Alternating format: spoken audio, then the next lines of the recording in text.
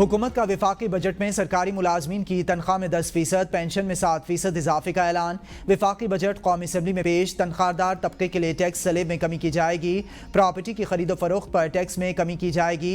Online खरीदो फरोख्त पर टैक्स लगेगा। पेट्रोलियम मसनूआत पर कार्बन लेवी लगाई जाएगी। पेट्रोल इंजन पर भी ड्यूटी लगेगी। सोलर पैनल्स की दरामदात पर 18% टैक्स आयद किया जाएगा। सालाना 1 करोड़ से ज्यादा पेंशन वसूल करने वालों पर 5% इनकम टैक्स लगाया जाएगा।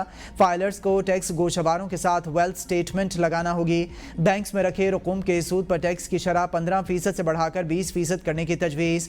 कौमी बचत की स्कीम्स पर टैक्स लागू नहीं होगा। मुसल्लह अफवाज के लिए खुसूसी अलाउंस का ऐलान।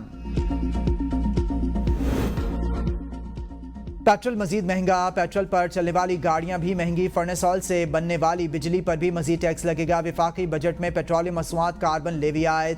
पेट्रोल, हाई स्पीड डीजल और फर्नेस ऑयल पर फी लीटर 2.5 रुपये कार्बन लेवी देना पड़ेगी। 2026-27 में कार्बन लेवी की शरह 5 रुपये फी लीटर कर दी जाएगी। पेट्रोल या डीजल इस्तेमाल करने वाली तमाम गाड़ियां बशमूल हाइब्रिड कारों पर सेल्स टैक्स की शरह 8.5% से बढ़ाकर 18% कर दी गई। 850 सीसी से कम हॉर्स पावर की गाड़ियों पर सेल्स टैक्स की शरह 12.5% से बढ़ाकर 18% कर दी गई। हुकूमत ने ऑनलाइन शॉपिंग करने वालों के लिए खतरे की घंटी बजा दी। ई कॉमर्स प्लेटफॉर्म और कुरियर सर्विस से अशिया मंगवाने पर 18% टैक्स काटा जाएगा। वज़ीर ख़जाना का कहना है कि ऑनलाइन कारोबार की वजह से रिटेलर्स को नुकसान पहुंचा है। कुरियर्स और लॉजिस्टिक सपोर्ट फराहम करने वाले इदारे ई कॉमर्स कारोबार वालों से 18% टैक्स वसूल करके हुकूमत को जमा करवाएंगे। कैश ऑन डिलीवरी खरीदारी में कपड़ों और मलबूसात पर 2% टैक्स लगेगा। इलेक्ट्रॉनिक अशिया पर 0.25% टैक्स देना होगा। दीगर अशिया पर 1% टैक्स देना होगा।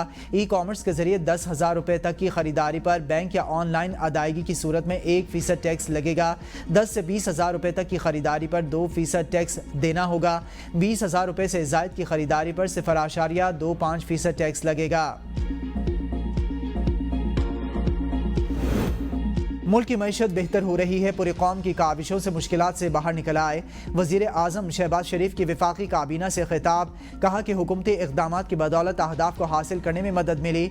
वक्त आ गया है कि हम सबको मिलकर आगे बढ़ना होगा। भारत से तास मुआहदे को मुअत्तल नहीं कर सकता। मुआहदे में कोई ऐसी शिक नहीं है और ना हम बर्दाश्त करेंगे।